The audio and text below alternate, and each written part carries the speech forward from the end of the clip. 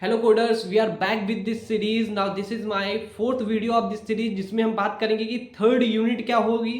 और इसमें third unit में जितने भी टॉपिक्स होंगे मैं यहाँ पे सभी कवर करने वाला हूँ। और उन टॉपिक्स में जैसे पाइपलाइनिंग, हार्डवायर्ड और RISC, CISC और मेनी मोर, जितने माइक्रो ऑपरेशन, मैं यहाँ पे सभी टॉपिक्स यहाँ पे दे देता हूँ। आपको यहाँ पे जितने भी टॉपिक्स हैं कंप्लीट करने हैं, तो आपको कहीं भी जाने की जरूरत नहीं है, क्योंकि ये आप बहुत ही राइट प्लेस पे हैं अगर आप ये वीडियो अगर ये टॉपिक पढ़ना चाहते हैं, क्योंकि यहाँ पे मैं एक A to Z कंप्लीट करने वाला हूँ। आपको यहाँ पे जितनी भी सेमेस्टर एग्जाम की प्रिपरेशन करनी है, अगर आपको यहाँ पे इंफॉर्मेशन लेनी है, तो आपको कहीं भी भटकने की जरूरत नहीं है।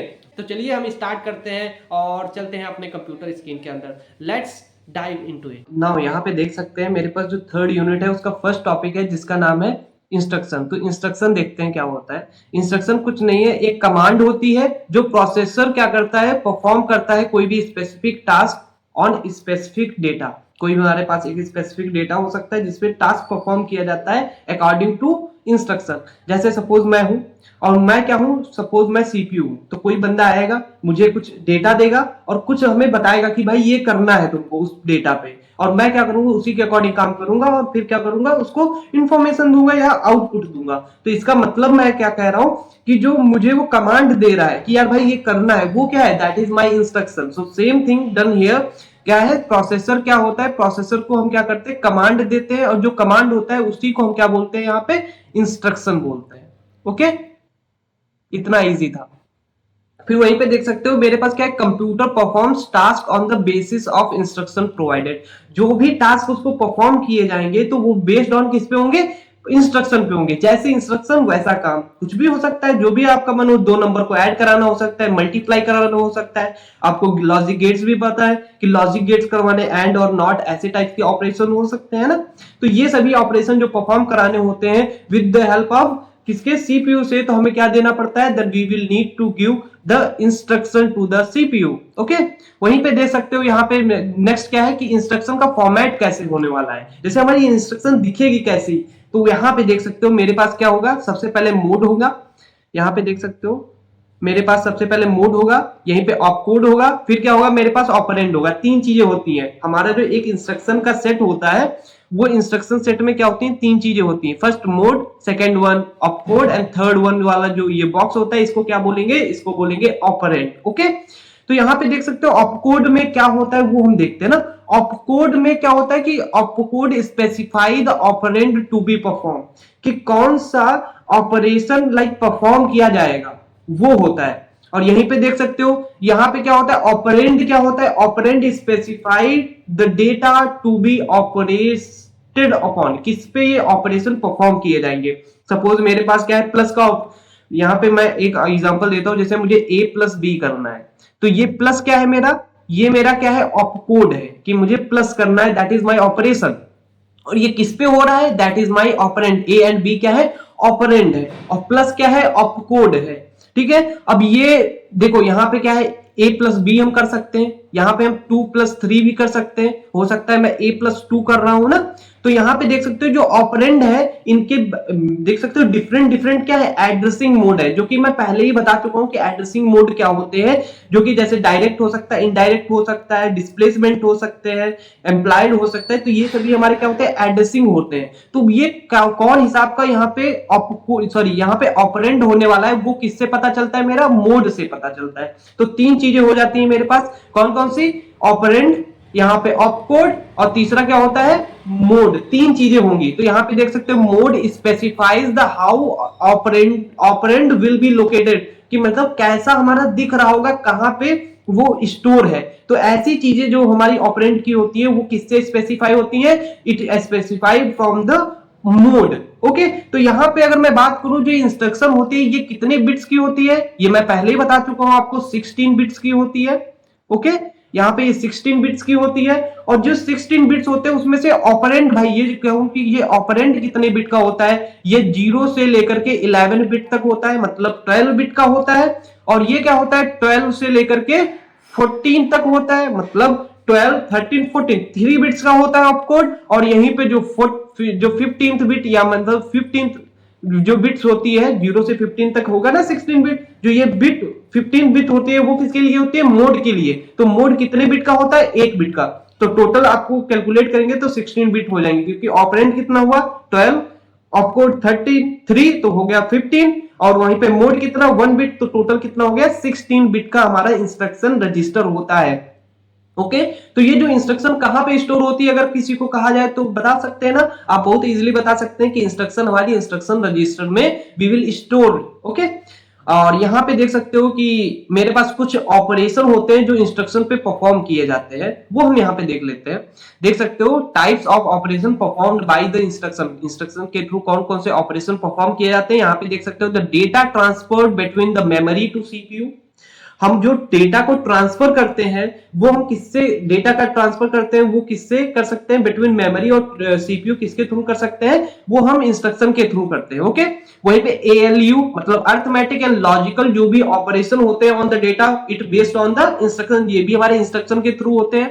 वहीं पे programming sequence and control that manage the execution of instruction in a program, जो भी हमारा एग्जीक्यूशन ऑफ इंस्ट्रक्शन है वो क्या होता है, प्रोग्राम सीक्वेंसिंग एंड कंट्रोल, जो भी ये प्रोग्राम सीक्वेंसिंग और कंट्रोल जो कंट्रोल यूनिट्स होती हैं उनको मैनेज करने के लिए भी यहाँ पे इंस्ट्रक्शन के अकॉर्डिंग ही यहाँ पे एग्जीक्यूट होती हैं। आई होप आपको यहाँ पे समझ में आएगा कि एग्जीक्यूशन ऑफ जो इंस्ट्रक्शन है प्रोग्राम का वो भी किस पे, program sequencing and control manage करता है।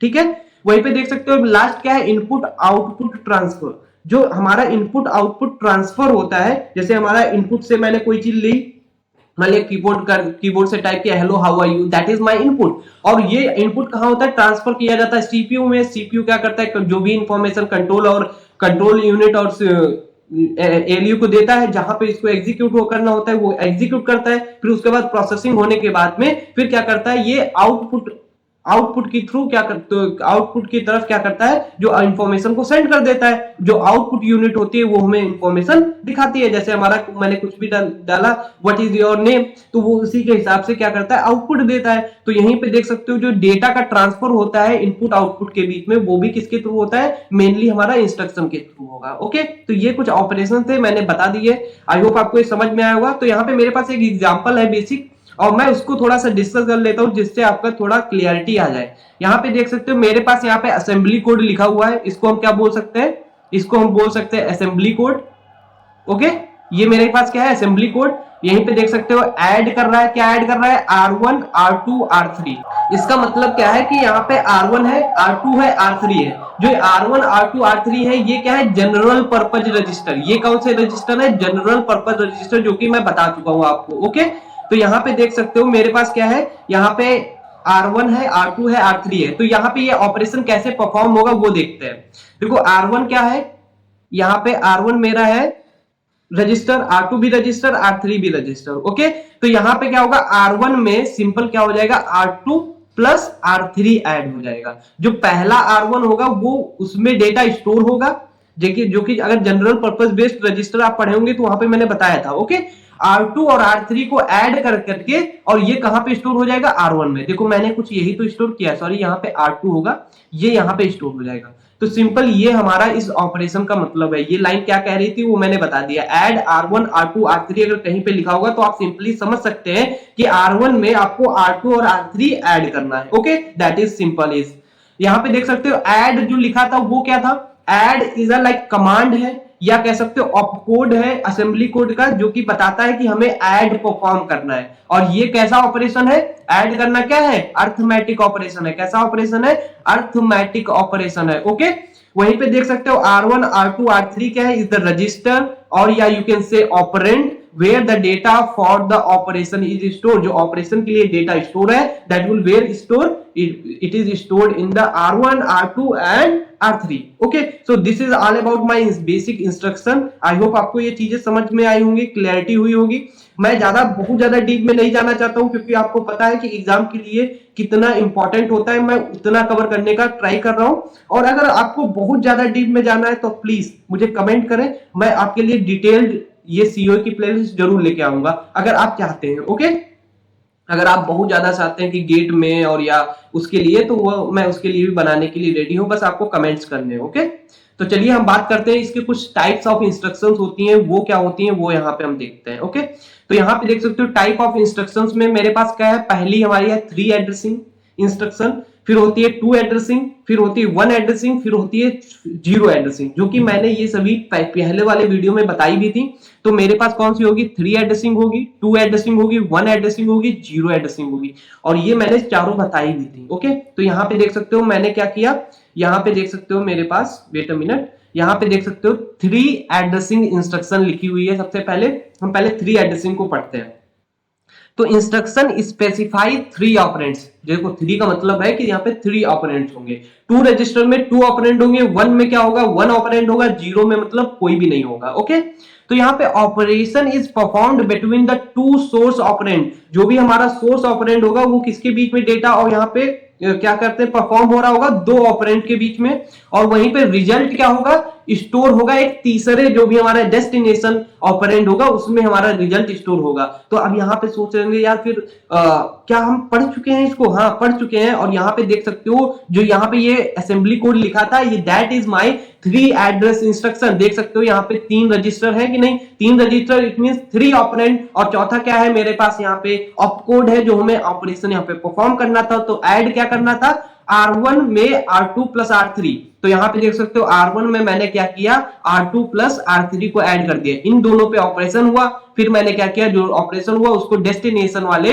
रजिस्टर में मैंने इसको स्टोर कर दिया। That is simple as simple. Okay, तो यहाँ पे देख सकते हो मेरे पास यहाँ पे एक एग्जांपल है कि x में मुझे a प्लस बी मल्टीप्लाई करके c प्लस डी को यहाँ पे a प्लस बी को ऐड करना है, c प्लस डी को ऐड करना है, फिर उनका मल्टीप्लीकेशन करके हमें रिजल्ट बताना है। तो वो कैसे होगा, यहाँ पे देख सकते हो a है मेरे पास, b है, तो मैं क्या कर सकता हूं, एक R1 रजिस्टर ले लूंगा, है कि नहीं, और ये a और b कहां पे होंगे, ये आपको पता है, ये हमारे क्या है, डायरेक्ट एड्रेसिंग मोड है, ये कहां पे होंगे, मेमोरी में होंगे। तो ये मेमोरी में होंगे, जो कि मैं पहले डायरेक्ट एड्रेसिंग मोड पढ़ा चुका हूं। तो मेमोरी से एक्सेस करने के लिए आपको सिंपल मेमोरी और प्लस मेमोरी और यहाँ पे इंडेक्सिंग देनी पड़ी ए क्या है, एड्रेस ऑफ ए की एड्रेस कहां पे पड़ा है ए का, ठीक है। तो यहाँ पे एम ऑफ ए से क्या होगा, ये जो डेटा होगा ए में वो आ जाएगा, एम ऑफ बी से क्या होगा, जो डेटा बी में होगा वो आ जाएगा, और इन दोनों को ऐड करेगा, फिर डेस्टिनेशन क्या है R1, देख सकते हो इन दोनों को ऐड किया, R1 में डाल दिया, यही तो मैं पहले बता चुका हूं, ठीक है। ऐसे देखो ऐड क्या करेगा, C2 में, C के पास जाएगा और D के पास जाएगा, जो भी डेटा होगा देख सकते हो गया, और फिर उसके बाद में क्या किया, यहाँ पे क्या किया, वो डेटा यहाँ पे डाल दिया। फिर उसके बाद में क्या कर सकते हो, अब देख सकते हो मेरे पास जो ये है a प्लस बी का रिजल्ट कहां है, R1 में है, और जो यहाँ पे देख सकते हो, जो यहाँ पे देख सकते हो मेरे पास क्या है, c प्लस डी का रिजल्ट कहां पे है, R2 में है। तो मैं क्या चाहता हूं, R1 का मल्टीप्लाई चाहता हूं किससे, R2 से, और फिर मैं उसको रिजल्ट कहां पे, एक अलग वेरिएबल है x, उसमें स्टोर करना चाहता हूं। तो मैं कैसे करूंगा, देख सकते हो मेरे पास यहाँ पे x है, that is my address of memory location where I want to store the result of this like expression. तो यहाँ पे देख सकते हो R1 है, R2 है, तो वी हैव 2 वेरिएबल्स और ये यू कैन से 2 रजिस्टर्स। तो मैं क्या कर सकता हूं, इनको दोनों को मैंने क्या किया, सिंपल मल्ट कर दिया। मल्ट का मतलब दैट इज माय ऑपकोड, इसका मतलब होता है मुझे मल्टीप्लीकेशन करना है, तो मैंने यहाँ पे मल्टीप्लीकेशन किया और सिंपल यहाँ पे रिजल्ट स्टोर कर दिया। This is simple. ओके, सो ये हमारा था कुछ 3 एड्रेसिंग मोड, जिसमें हमारे पास वी हैव 3 ऑपरेंड। ओके, वहीं पे मैं बात करूं कि 2 एड्रेसिंग मोड, तो कहोगे सर यार ये तो बहुत इजी है, यहाँ पे 2 एड्रेस या कह सकते हो 2 ऑपरेंड होंगे, दैट इज माय 2 एड्रेसिंग। तो यहाँ पे देख सकते हो it is specify the 2 operands, then operand is performed between the 2 explicitly of specified operands and the result is stored on the other operands. एक का ऑपरेशन क्या करते हैं, उसके एक्सप्लिसिटली अभी हम बताएंगे कि कैसे काम करता है। देख सकते हो मेरे पास क्या है, यहाँ पे वही इंस्ट्रक्शन है, उसी को मुझे एग्जीक्यूट करना है। वो कैसे एक्सप्रेशन को हम यहाँ पे एग्जीक्यूट करते हैं वो देखते हैं। तो देखो मुझे a प्लस बी करना है, तो मुझे क्या करना पड़ेगा, एक रजिस्टर लेना पड़ेगा, और यहाँ पे देख सकते हो a को मुझे क्या करना पड़ेगा, R1 में डाल दूंगा। सिंपल है, आपको पता है ये कैसे मैं डालता हूं, ये आपको पता होगा क्योंकि ये मेरा जनरल पर्पस रजिस्टर है, और a को यहां से यहां ट्रांसफर करना है। एंड ये हमारी कौन सी सीपीयू की, क्या कह सकते हो, या सीपीयू की या प्रोसेसर की हमारी ये इंस्ट्रक्शन होती है। इसको यहां से यहां पे ट्रांसफर करने की एक हमारे पास क्या होता है, मूव नाम की एक हमारे पास ऑप कोड होता है जिससे हम यहाँ पे इसको ट्रांसफर कर सकते हैं। तो देखो मैंने क्या किया, ए को यहाँ पे ट्रांसफर करना था तो मैंने मूव लिखा, R1 लिखा, ए लिखा। तो R1 की वैल्यू क्या है बोलो, R1 में अभी क्या है मेरे पास, ए है।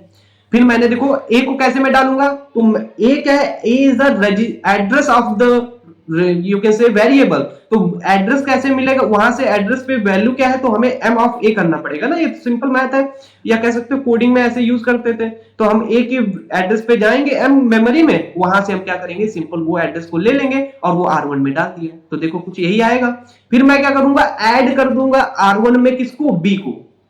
अगर मैं R1 में क्या करूं, प्लस इक्वल बी कर दूं, तो अब क्या होगा, R1 में ए था, ए की वैल्यू हो सकती है 5 हो, बी की वैल्यू हो सकता है 6 हो। तो R1 में अब टोटल कितना हो जाएगा, 11 हो जाएगा कि नहीं। तो मैंने देखो यहाँ पे क्या किया, R1 में मैंने क्या किया, बी को मैंने ऐड कर दिया। R1 में मैंने क्या किया, बी को ऐड कर दिया। तो ऐड करेंगे तो R1 मेरे पास पहले से था, और एम बी मतलब बी के एड्रेस पे जाएंगे, वहां से ऐड किया, और इन टोटल का जो भी टोटल आया उसको मैंने कहां पे डाल दिया, फिर से R1 में डाल दिया। And that is equal to the R1 is equal to a plus b. कुछ इस टाइप से हम यहाँ पे ए प्लस बी करेंगे। ऐसे सेम थिंग जो हमारी है सी प्लस डी के लिए, देखो मूव और ऐड करेंगे। तो अब यहाँ पे देख सकते हो ये दूसरा रजिस्टर है, तो R2 में क्या आ जाएगा, सी प्लस डी। अब हमें क्या करना है, मल्टीप्लीकेशन करना है। तो R1 मल्टीप्लाई करना है क्या, R2। तो हम कैसे कर सकते हैं, R1 को हम क्या करेंगे, R1 के साथ में हम क्या करेंगे, R1 equal to R1 multiply R2। ठीक है, कुछ इस टाइप से। देखो मैंने क्या किया, R1 में मेरे पास क्या है, ए प्लस बी, R2 में क्या है, सी प्लस डी। तो मैं R1 में R2 को मल्टीप्लाई कर दूंगा।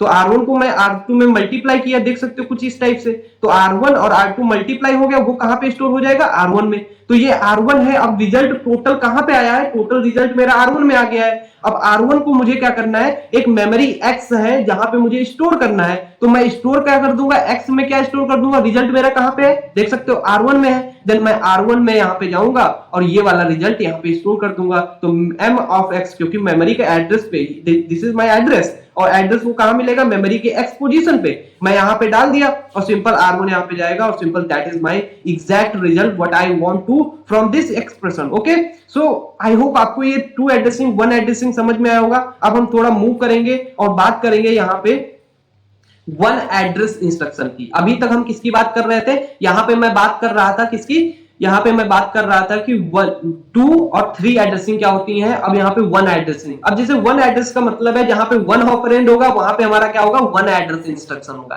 That is very much simple. यहाँ पे देख सकते हो इंस्ट्रक्शन स्पेसिफाइड वन ऑपरेंड, और यहीं पे देख सकते हो performed between operand and implicit accumulator. यहाँ पे हम एक्यूमुलेटर का यूज करेंगे। अब एक्यूमुलेटर पता है, एक्यूमुलेटर को मैंने पहले बताया, accumulator is a one address instruction register. तो यहाँ पे हम क्या करेंगे, देखो वहां पे मैंने मूव कर रहा था, रजिस्टर में हमें मूव करना पड़ता है। यहाँ पे मुझे देखो यहाँ पे ए है, तो मैं सिंपल क्या करूंगा, लोड करूंगा कहां पे, ए में। पता है एक्यूमुलेटर में मुझे अगर कुछ भी लोड करना होता है, डालना होता है, तो उसके लिए कमांड क्या होती है, लोड ए। तो एक्यूमुलेटर में क्या आ जाएगा बोलो, एम ऑफ ए आ जाएगी कि नहीं, जो ए का रजिस्टर होगा वो आ जाएगा। अब हम क्या करेंगे बोलो, अब हम ऐड कर देंगे किसको, ऐड कर देंगे किसको, बी को। तो एक्यूमुलेटर में क्या होगा, जो एम ऑफ ए था और उसमें क्या होगा, एम ऑफ बी यहां पे क्या हो जाएगा, ऐड हो जाएगा। फिर मैं क्या करूंगा, इसको मैं स्टोर कर दूंगा। सपोज मैंने यहां पे स्टोर कर दिया, एक नया वेरिएबल है टी, उसमें मैंने स्टोर किया, तो एम ऑफ टी में क्या स्टोर हो जाएगा, जो हमारा एक्यूमुलेटर होगा। ओके, फिर उसके बाद में यहाँ पे देख सकते हो, फिर उसके बाद में यहाँ पे क्या होगा, यहाँ पे मैंने क्या किया, वेट अ मिनट, यहाँ पे मैंने क्या किया, अब देखो ए प्लस बी का रिजल्ट कहां पे आ गया, टी में। ठीक है, क्योंकि एसी में क्या होगा, ए प्लस बी होता है, तो एसी को मैंने कहां पे डाल दिया, टी में। अब मेरा क्या है, एक्यूमुलेटर में अब मुझे क्या करना है, फिर से लोड करना पड़ेगा। लोड किसको करूंगा, सी को करूंगा। ठीक है, मैंने लोड कर लिया सी को, तो सी कैसे लोड होगा, यहाँ पे एक्यूमुलेटर होगा, एसी मींस एक्यूमुलेटर, और यहाँ पे एम ऑफ सी का मतलब है जो सी की वैल्यू है वो कहां पे आ जाएगी, एसी में, मतलब एक्यूमुलेटर में। अब मैं क्या करूंगा, ऐड करूंगा, किसको ऐड करूंगा, डी को। तो एक्यूमुलेटर में क्या होगा, एक्यूमुलेटर की वैल्यू प्लस क्या होगा, एम ऑफ डी यहाँ पे ऐड हो जाएगा। कोई दिक्कत है नहीं। अब उसके बाद में यहाँ पे देख सकते हो क्या होगा, अब मैं क्या करूंगा, इसको भी मैं अब स्टोर नहीं करूंगा, अब एक्यूमुलेटर है तो मैं क्या करूंगा, फिर से मैं क्या करूंगा, यहाँ पे मल वाला ऑपरेशन लगाऊंगा।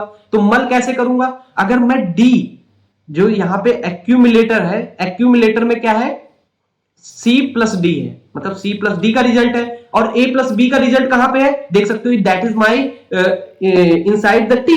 तो T और एक्यूमुलेटर को अगर मैं मल्टीप्लाई कर दूं तो हमारा एग्जैक्ट रिजल्ट आ जाएगा कि नहीं आ जाएगा, सिंपल मैथ है। तो हम क्या करेंगे यहां पे एक्यूमुलेटर में हम क्या करेंगे, सिंपल किसको मल्टीप्लाई कर देंगे, T को मल्टीप्लाई कर देंगे। तो T को हम कैसे मल्टीप्लाई करेंगे, यहां पे देख सकते हो एक्यूमुलेटर में हम क्या करेंगे, एक्यूमुलेटर मल्टीप्लीकेशन ऑफ, यहां पे क्या करेंगे m ऑफ t कर देंगे, ठीक है। जब इतना करेंगे तो टोटल रिजल्ट कहां पे आ गया, एक्यूमुलेटर में। अब मुझे उसको कहां पे करना है, स्टोर करना है। तो स्टोर करने के लिए हमारे पास एक कमांड आती है स्टोर, और इसको हम सिंपल क्या करेंगे, एक्यूमुलेटर में जो रिजल्ट है उसको मुझे कहां पे स्टोर करना है, सपोज मेरा एक एक्स वेरिएबल है, जैसे मैं करूंगा तो क्या होगा, m ऑफ एक्स में क्या स्टोर हो जाएगा, यहां पे मेरा एक्यूमुलेटर स्टोर हो जाएगा। ये बहुत ज्यादा इंपॉर्टेंट है, अगर ये चीजें समझ में आ जाती हैं, आई होप मैंने यहाँ पे लिख दिया होगा, आप समझ पाएंगे। ये इजी है और बहुत ज्यादा इंपॉर्टेंट भी है, क्योंकि ये बहुत बेसिक कॉन्सेप्ट्स है जो कि बहुत लोगों को परेशान करते हैं और नहीं समझ पाते हैं कि यार ये कैसे स्टार्टिंग फेज जब होता है तो नहीं समझ पाते हैं ये कैसे वर्क कर रहा है। ओके, तो चलिए हम बात करते हैं जीरो एड्रेसिंग इंस्ट्रक्शन की। तो यहां पे भी देखो, अब जीरो एड्रेसिंग का मतलब है यहाँ पे ऑपरेंड की वैल्यू कितनी होगी, जीरो, यहाँ पे कोई भी ऑपरेंड नहीं होगा। और इसके लिए हम किसका यूज करेंगे, स्टैक का यूज करेंगे। आई होप आपको स्टैक रजिस्टर और मेमोरी स्टैक और यहाँ पे मैंने रजिस्टर स्टैक के बारे में बताया होगा, ठीक है। तो मैंने यहाँ पे क्या किया कि मेरे पास ये सेम वो यहाँ पे देख सकते एक्सप्रेशन है, इसको मुझे यहाँ पे मल्टीप्लाई और ऐड करना है। तो कैसे करूंगा, देखो यहाँ पे मेरे पास क्या होगा, एक स्टैक होगा, तो मैं क्या करूंगा, ए को यहाँ पे डाल दूंगा, ठीक है। पता है पॉइंटर मेरा यहाँ पे था, अब पॉइंटर मेरा यहाँ पे आ गया, अब मुझे बी को डालना है, यहाँ पे डाल दूंगा, ठीक है। अब मेरे पास एक भी है, बी भी है, अब मुझे क्या करना है, यहाँ पे मैं सिंपल करूंगा ऐड। जैसे मैं ऐड करूंगा तो डिलीट करेगा इसको, ठीक है, फिर ए को भी डिलीट करेगा और यहाँ पे ऐड कर देगा। जो ऐड करने के बाद जो भी रिजल्ट आएगा, और वो जो रिजल्ट आएगा वो यहाँ पे फिर से डाल देगा। ओके, तो यहाँ पे देख सकते हो जो रिजल्ट आएगा वो कहाँ पे आ जाएगा, ए प्लस बी का रिजल्ट यहाँ पे आ जाएगा, ठीक है। ये सोचो रिजल्ट होगा, यहाँ पे ए प्लस बी लिखा नहीं होगा, ये ध्यान रखना। मैंने यहाँ पे जो रिजल्ट आएगा यहाँ पे मैं R1 लिख देता हूँ, तो R1 नहीं, यहाँ पे लिख देता हूँ C1। तो यहाँ पे जो रिजल्ट होगा वो क्या होगा, यहाँ पे C1 होगा, ठीक है, नहीं तो कंफ्यूजन होगी आपको।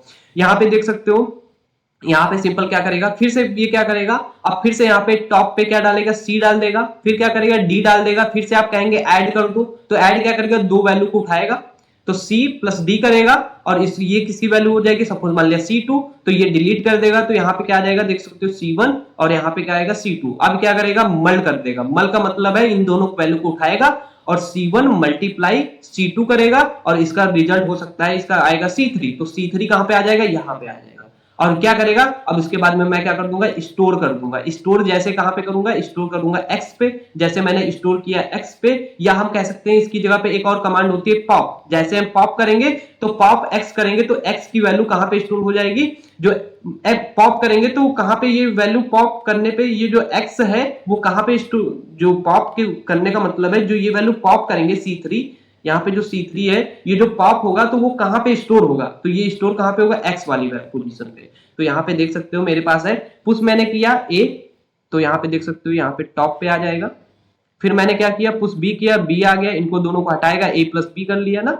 फिर उसके बाद में यहाँ पे क्या करेगा, यहाँ पे पुश सी किया, यहाँ पे देख सकते हो मैंने सी डाला, फिर पुश डी किया तो यहाँ पे डी डाला, फिर से ऐड किया तो यहाँ पे देख सकते हो सी प्लस डी कर दिया। अब फिर उसके बाद में यहाँ पे देख सकते हो फिर मल्टीप्लाई कर दिया, इन दोनों को मल्टीप्लाई करेगा, फिर उसके बाद पॉप कर दिया, तो जो भी रिजल्ट आएगा वो कहाँ पे स्टोर हो जाएगा, देख सकते हो पॉप एक्स, मतलब एक्स वाली पोजीशन पे जो टॉप का रिजल्ट होगा वो यहाँ पे डाल दिया जाएगा। आई होप आपको ये सभी चीजें समझ में आएंगी, ये कैसे काम कर रही है, ठीक है। कुछ इस टाइप से हम यहाँ पे ये इंस्ट्रक्शंस का हम कैसे हैंडल करते हैं वो समझ में आया होगा। यहाँ पे एक बहुत अच्छा क्वेश्चन है, ये एग्जाम में आता भी है, आपको ये प्रिपेयर करके जाना है।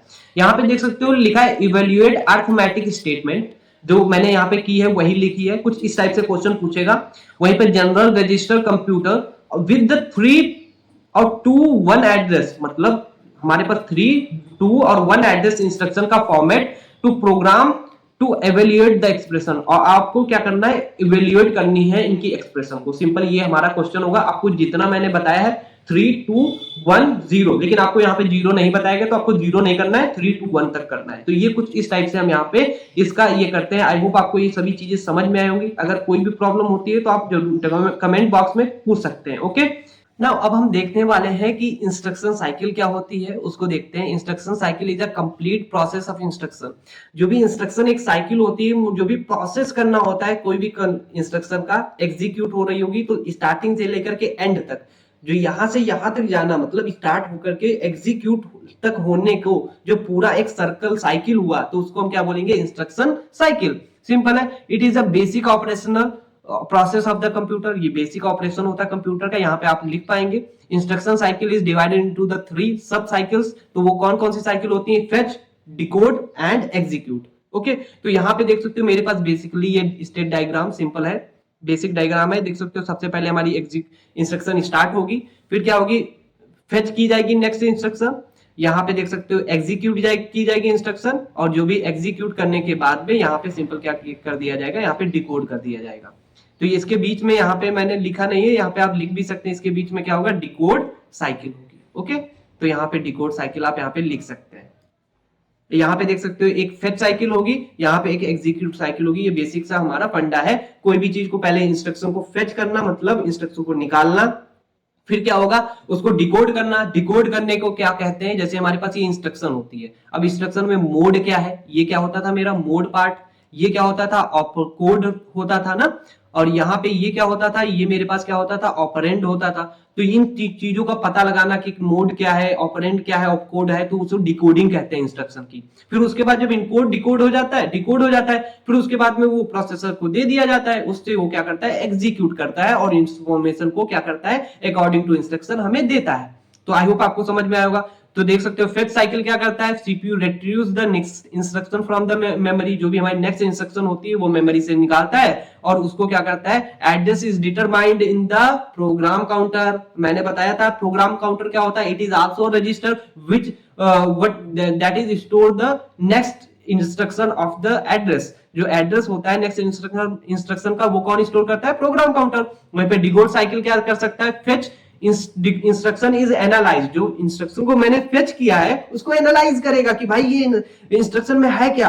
जैसे नहीं होता है क्यूरियस, जैसे मेरे घर में पापा आते हैं बाहर से या कोई रिश्तेदार, तो मैं उनके बैग से जानता हूँ कि यार क्या होता है, क्या है इस बैग में। तो ऐसे यहाँ पे वो इंस्ट्रक्शन जो मिली है, तो डिकोडर क्या करता है, वो बड़ा क्यूरियस होता है, वो कहता है कि भाई इसमें लाओ देखता हूँ क्या क्या है। तो उसको मिलता है कि मोड क्या है, किस टाइप का है। उसके बाद 3 ही चीजें होती हैं इंस्ट्रक्शन के पास, मोड, ऑपकोड और ऑपरेंड। लेकिन यहाँ पे ये सभी अलग अलग टाइप्स के हो सकते हैं, तो उसको पता करता है ये। फिर उसके बाद ये क्या करता है, जब पता हो जाता है तो फिर वो कहाँ पे, जैसे मैं था, मैंने बैग में देखा, फिर जो अच्छी अच्छी चीज थी मैंने वो क्या की, पेट के अंदर डाल दी। तो ऐसे ही ये क्या करता है, वो एग्जीक्यूट के अंदर या प्रोसेसर के अंदर डाल देता है, वो अपना काम करता है। तो जैसे मैंने पेट के अंदर डाला, वो अपना एग्जीक्यूट हो रही है ना, सीधे हजम हो जाती है। ऐसे यहाँ पे ये भी उस इंस्ट्रक्शन को यहाँ पे हजम करता है। CPU carries out the operation specified by the instruction involve the arithmetic, logical operation, data movement और कंट्रोल ट्रांसफर। जैसे मूवमेंट का मतलब एमओवी अभी बताया था, लॉजिकल ऑपरेशन एंड और नॉट, अर्थमेटिक का मतलब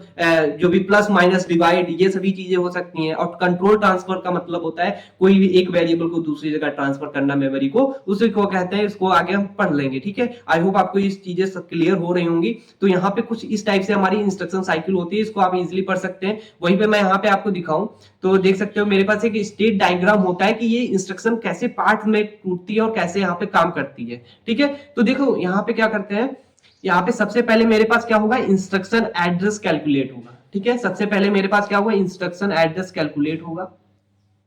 और इंस्ट्रक्शन एड्रेस कैलकुलेट होगा तो ये कहां से, देख सकते हो यहाँ पे फेच की जाएगी इंस्ट्रक्शन। सबसे पहले इंस्ट्रक्शन यहाँ पे मेरी फेच हुई, वो कहां पे, उसका एड्रेस कैलकुलेट हुआ। एड्रेस कैसे कैलकुलेट होता है, with the help of program counter से इंस्ट्रक्शन को फेच किया जाता है, फिर उसको कैलकुलेट किया गया, फिर यहाँ पे हमें क्या होती है, इंस्ट्रक्शन फेच हो गई। फिर उसके बाद क्या करते हैं, फेच इंस्ट्रक्शन को यहाँ पे क्या होता है, डिकोडिंग पार्ट में जाती है, डिकोड की जाती है। आपको पता है डिकोडिंग क्यों की जाती है, जैसे मैंने बताया कि कौन कौन सी चीजें, वहां से ऑपकोड, ऑपरेंड और हमारा मोड पता करने के लिए। फिर क्या करते हैं, उससे ऑपरेंड जो होता है उसको कैलकुलेट किया जाता है, भाई है क्या। अगर वहां पे एक ऑपरेंड है तो कोई दिक्कत नहीं है, तो यहाँ पे भैया फेच ऑपरेंड हुआ, डायरेक्ट यहाँ पे ऑपरेशन के लिए चला गया। अगर मल्टीपल ऑपरेंड है तो यहाँ पे जाएगा, फिर ऐसे कैलकुलेट कर लेगा जितने ऑपरेंड होंगे। फिर क्या होगा, डेटा ऑपरेशन हो जाएगा, फिर उसके बाद क्या होगा, ऑपरेंड एड्रेस कैलकुलेशन, फिर ऑपरेंड का एड्रेस कैलकुलेट होगा, ठीक है। फिर उसके बाद में क्या होगा, ऑपरेंड का एड्रेस कैलकुलेट होगा कि मतलब कहां पे डेटा को स्टोर करना है। अगर यहां पे मैंने स्टोर कर दिया, सिंपल है। अगर मेरे पास मल्टीपल रिजल्ट है देन क्या होगा, मुझे फिर से यहाँ पे आना पड़ेगा, फिर से मुझे क्या करना पड़ेगा, ऑपरेंड को फिर कैलकुलेट करना पड़ेगा कि भाई जो दूसरा रिजल्ट है वो कहां पे स्टोर करूं। ये तब तक होता रहेगा, जैसे हमारा स्टोर हो जाएगा, यहाँ पे देख सकते हो ये हमारी साइकिल क्या होगी, सिंपल यहाँ पे क्या कंप्लीट हो जाएगी। और हो सकता है कि ये जो रिजल्ट आया है ये हो सकता है किसी ना किसी की यहाँ पे ऑपरेंड बन जाए, तो ये डायरेक्ट यहाँ से इंस्ट्रक्शन या यहाँ पे वेक्टर डेटा यहाँ पे दे सकता है, तो उसकी टेंशन नहीं लेनी, ये आप सिंपल बना सकते हैं। ये बहुत इजी था, आपको मैंने बता दिया है। आप यहाँ पे एक या दो बार देख लेंगे जिससे आपका यहाँ पे जितनी भी कॉन्सेप्ट है क्लियर हो जाएंगे। ओके, यहाँ पे देख सकते हो मेरे पास क्या है कि how instruction will be decoded और executed by a control unit. जैसे हमारे पास एक कंट्रोल यूनिट होती है, आपको पता है कि सीपीयू के अंदर क्या होती है, कंट्रोल यूनिट होती है, वो इंस्ट्रक्शन को कैसे एग्जीक्यूट करती है उसको हम यहाँ पे देखते हैं थोड़ा सा। देखो आपको ये ज्यादा मतलब टेंशन नहीं लेनी यार, बहुत ज्यादा हार्ड लग रहा है, बस आपको कैजुअली लेना है कि एक बार पढ़ेंगे, दो बार पढ़ेंगे, बस हो जाएगा आपका। बस एक बार में ना सोचिए कि यार हो जाएगा, आपको करना पड़ेगा पेन और कॉपी लेकर के, ठीक है। आपको नोट्स मिल जाएंगे जो कि आपको पता ही कितने बेनिफिशियल ये नोट्स हो सकते हैं आपके लिए, बस आपको डाउनलोड करना है, ठीक है। यहाँ पे देख सकते हो control unit consist of instruction register, number of control logic, 2 decoder और 4 bit sequence, 4 bit sequence counter, इतनी चीजें हमारे पास होती हैं, ये आप यहाँ पे पढ़ सकते हैं। वहीं पे instruction is fetched from the memory, जो कि पता है, और वो मेमोरी कहाँ होती है, हमारी इंस्ट्रक्शन रजिस्टर, वो सॉरी प्रोग्राम काउंटर होती है, store into the instruction register, और जो हमारे पास इंस्ट्रक्शन रजिस्टर होती है वहां पे वो एड्रेस रख दिया जाता है। फिर क्या करते हैं, IR is divided into the 3 parts. First I bit is the mode, opcode and operand. Okay, तो यहाँ पे ऑपरेंड क्या होता है, एड्रेस पार्ट होता है where the operand is exactly available. वहीं पे देख सकते हो जो 12 बिट्स होती हैं, मैंने बताया कंट्रोल लॉजिक गेट्स के लिए भेज दी जाती हैं, और जो फर्स्ट 12 बिट्स होती हैं वो क्या करती हैं, स्पेसिफिक ऑपरेशन उन्हीं पे परफॉर्म होता है। वहीं पे जो 12 से 14 बिट्स होती हैं वो डिकोडेड की जाती हैं, किससे, 3/8 डिकोडर जो यहाँ पे मैंने यूज किया है, देख सकते हो यहाँ पे मैंने 2 डिकोडर यूज किए हैं 3/8, जिसमें से पहला डिकोडर क्या करता है, डिकोड करता है कि ऑपकोड क्या होने वाला है। ओके, वहीं पे क्या करता है, 8 आउटपुट, जो क्या करता है 3 बिट लेता है, जैसे हमारे पास इंस्ट्रक्शन है, ये हमारे पास इंस्ट्रक्शन है, ऑपकोड कितने बिट का, 3 बिट का, और मुझे पता है कि आपको बताया था डिकोडर क्या करता है, 3 बिट 3 लाइन लेगा, तो 2 to the power n line यहाँ पे देगा, तो मतलब यहाँ पे 2 टू द पावर n का मतलब n की वैल्यू यहाँ पे कितनी है, 3 लाइंस है, तो 8 यहाँ पे पिंस होंगी। आई होप आपको डिकोडर का मतलब समझ में आया होगा ना। तो यहाँ पे डिकोडर क्या करता है, from last bit IR is transfer the addressing mode, की एड्रेसिंग मोड क्या होने वाला है, वहीं पे देख सकते हो sequence counter count the 0 to 15 binary. वहीं पे देख सकते हो output is decoding into the 16 times pulse, और यहाँ पे देख सकते हो जो आउटपुट डिकोड होगा वो 16 टाइम्स पल्स में होगा, 0 to 16। वहीं पे देख सकते हो count of sequence counter can be increased by the increment input. ये काउंट सीक्वेंस काउंटर के पास क्या होती है, बहुत सारे कंट्रोल होते हैं कि इंफॉर्मेशन को कैसे एग्जीक्यूट करना है, कैसे इंक्रीमेंट करना है, हमारा मान लिया प्रोग्राम काउंटर है ना, उसका एड्रेस कैसे जो भी हमारा जो भी कंट्रोलिंग चीजें होती हैं वो कहाँ पे होती है, सीक्वेंस काउंटर के पास होती है, कहां पे डेटा रीड हो रहा है, कहां पे फेच हो रहा है, कहां पे राइट हो रहा है, तो ये सभी चीजें जो होती है वो कंट्रोल ऑफ सीक्वेंस काउंटर के पास होती है। ये भी क्या करता है, एक डिकोडर का यूज करता है, जिससे क्या होता है, ये कम्युनिकेट कर पाता है किससे, कंट्रोल लॉजिक गेट से। ओके, तो यहाँ पे जो क्लियर होता है, यहाँ पे जो क्लियर किया जाता है इनपुट को, वो क्लियर इनपुट एक कमांड होती है जिससे की जाती है। यहाँ पे देख सकते हो मेरे पास बेसिक सा है, यहाँ पे मेरे पास क्या होगा, that is my instruction register, आपको पता है 0 से 11 क्या होंगी, यहाँ पे जो 11 बिट्स होंगी वो किससे, कंट्रोल लॉजिक गेट से कनेक्ट है, जो कि इट हैज द ऑपरेंड। वहीं पे देख सकते हो 12 13 14 it also it has also you can से ऑपकोड हैज द 3 बिट्स, तो 3 बिट्स को मैंने कनेक्ट किया, तो यहाँ पे कितनी निकलेंगी, यहाँ पे कितनी 8 बिट निकलेंगी, और ये 8 बिट्स को मैंने क्या किया, देख सकते हो यहाँ पे मैंने 0 से 0 कनेक्ट कर दिया, और ये सब समझ सकते हो ये सभी कनेक्टेड है, यहाँ पे खाली नहीं है, देख सकते हो डॉट डॉट लगा है, मतलब ये सभी यहाँ पे आपको कनेक्ट करनी है। एग्जाम में इस टाइप से भी लिख सकते हैं, या सभी को कनेक्ट करके बना सकते हैं अगर थोड़ा बड़ा करना है ना। वहीं पे देख सकते हो 4 और 16, यहाँ पे मैंने 4 16 डिकोडर का यूज किया, यहाँ पे 4 बिट होती है सीक्वेंस काउंटर में, वो क्या करती है, डिकोडर का यूज करती है। और यहाँ पे 416 क्यों है, क्योंकि n की वैल्यू कितनी है 4, और यहाँ पे 2 टू द पावर n का मतलब है 16 यहाँ पे लाइंस डिकोड होकर के जाएंगी। और ये भी क्या होती है 16 लाइंस यहाँ पे ये लॉजिक गेट से कनेक्ट होती हैं। और जो भी यहाँ पे आई क्या है, ये आई देख सकते हो एड्रेसिंग मोड है, जो कि यहाँ पे बताता है कि एड्रेसिंग मोड क्या है। ये जो पूरा फंक्शन है ये यहाँ पे कंट्रोल लॉजिक गेट को मिल जाता है, और ये यहाँ पे क्या करता है, एग्जीक्यूट करता है हमारी इंस्ट्रक्शन को। और ये कंट्रोल लॉजिक गेट बहुत बड़ा इंपॉर्टेंट रोल प्ले करता है हमारा यहाँ पे। और जो भी हमारा रिजल्ट आएगा इंस्ट्रक्शन के थ्रू, जो भी ऑपरेंड और हमारा ऑपकोड है, वो यहाँ पे कंट्रोल आउटपुट को दे दिया जाता है। ठीक है, कुछ इस टाइप से हमारे यहाँ पे काम करते हैं। तो यहाँ पे आई होप आपको ये सभी चीजें समझ में आई होंगी। कैसे यहाँ पे बेसिक था, ज्यादा इस पे ज्यादा डीप में नहीं जाना था, बस मुझे समझाना था कैसे काम करती है। और ये एग्जाम में हो सकता ना पूछा जाए, और क्योंकि बहुत सारी ऐसी इसमें चीजें हैं जो यहाँ पे इंपॉर्टेंट है, उनको हम पढ़ लेते हैं। तो यहाँ पे हम बात करेंगे अब माइक्रो इंस्ट्रक्शन की। माइक्रो इंस्ट्रक्शन क्या होती है, यहाँ पे माइक्रो ऑपरेशन की बात करेंगे।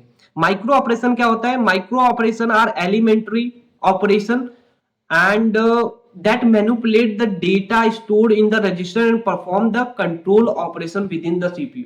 यहाँ पे हमारे पास कुछ माइक्रो ऑपरेशन होते हैं जो डेटा को स्टोर मैनिपुलेट करने के लिए यूज किए जाते हैं, और वो भी कौन से डेटा को, जो रजिस्टर में स्टोर है। ओके, तो यहाँ पे बेसिकली यहाँ पे इसका मतलब था, मैंने डेफिनेशन लिख दी है, आप इजिली यहाँ पे पढ़ सकते हैं। और कोई प्रॉब्लम होगी तो भाई मैं बता रहा हूँ ना कि सिंपल, आप कुछ भी नहीं कमेंट करेंगे मैं जरूर बताऊंगा, और कोई भी प्रॉब्लम होगी तो मैं यहाँ पे दोबारा से वीडियो बना दूंगा। ठीक है, वहीं पे टाइप ऑफ माइक्रो इंस्ट्रक्शन क्या होती है, यहाँ पे हमारे पास माइक्रो ऑपरेशन बोलूंगा, इंस्ट्रक्शन कहीं पे निकल जाए तो वहां पे समझ लेना कि यहाँ पे माइक्रो ऑपरेशन है। ठीक है, तो यहाँ पे हमारे पास जो माइक्रो ऑपरेशन है बहुत सारे टाइप्स के होते हैं। पहला कौन सा है, रजिस्टर है, अरिथमेटिक है, लॉजिक है और शिफ्ट है।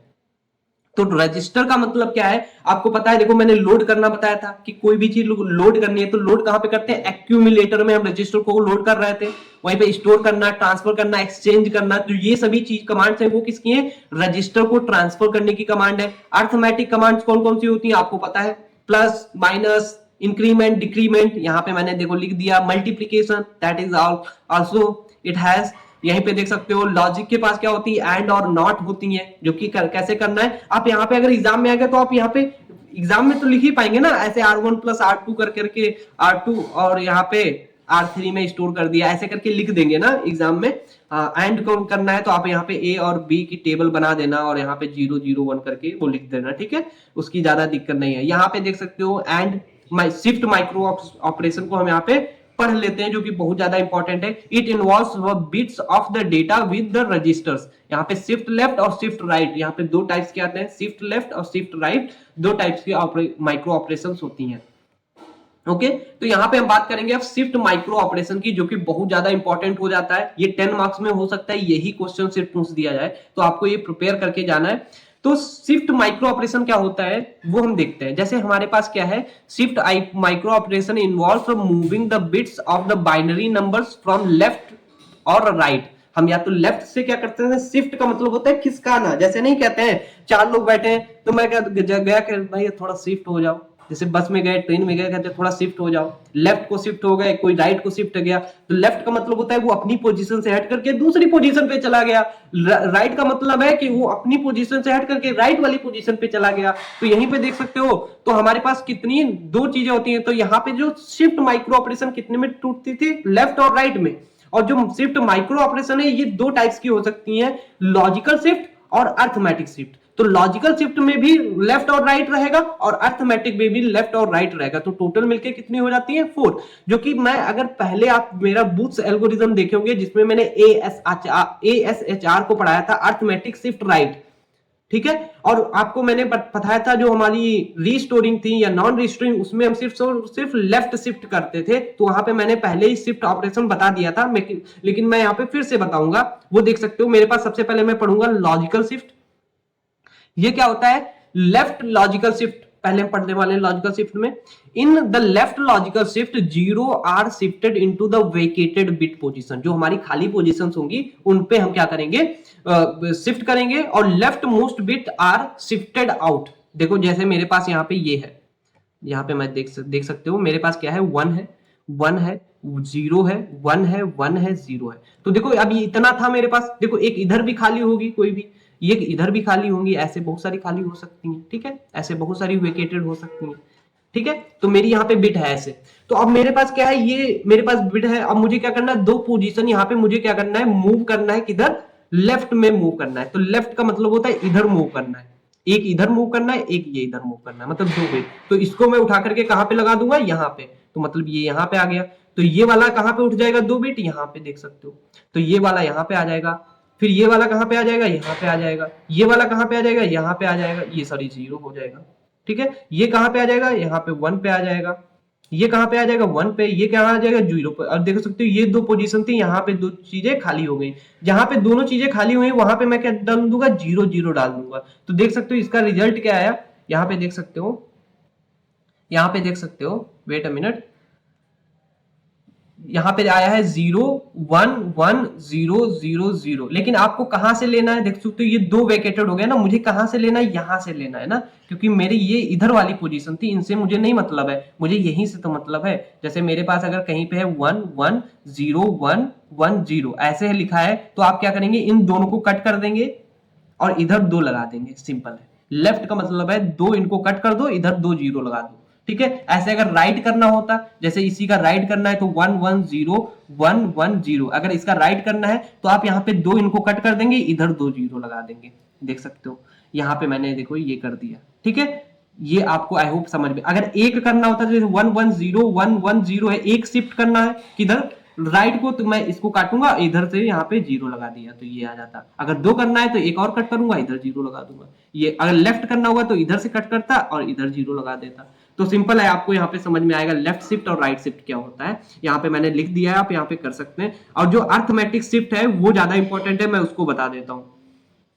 देखो अर्थमेटिक शिफ्ट में भी दो चीजें आती हैं, एक लेफ्ट अर्थमेटिक होता है, एक राइट अर्थमेटिक होता है। तो लेफ्ट अर्थमेटिक जैसा हमारा लॉजिकल लेफ्ट अर्थमेटिक काम करता था, वैसे ही काम करेगा, बस यहाँ पे राइट अर्थमेटिक शिफ्ट है जिसको हमें यहाँ पे सीखना है। तो देखो राइट अर्थमेटिक शिफ्ट मैंने बताया था, अर्थमेटिक का मतलब यहाँ पे निगेटिव नंबर भी हो सकते हैं, पॉजिटिव भी नंबर हो सकते हैं, इसलिए जो लास्ट बिट होती है वो साइन बिट का काम करती है। जैसे मेरे पास यहाँ पे देख सकते हो, ये मेरे पास इसका मुझे करना है 1 है 1 है 0 है 1 है 1 है 0 है। अब इसका मुझे क्या करना है, राइट अर्थमेटिक करना है। तो राइट अर्थमेटिक का मतलब होता है कि मुझे कितनी पोजीशन यहाँ पे घटानी है, यहाँ पे शिफ्ट करनी है 2 पोजीशन। तो आपको 2 पोजीशन यहाँ पे करनी है, तो देख सकते हो यहाँ पे सिंपल क्या करना पड़ेगा, आपको यहाँ पे 2 पोजीशन को कट कर देना है। तो यहाँ पे देखो 2 मैंने कट कर दिया, तो बचा क्या, 1 0 1 1।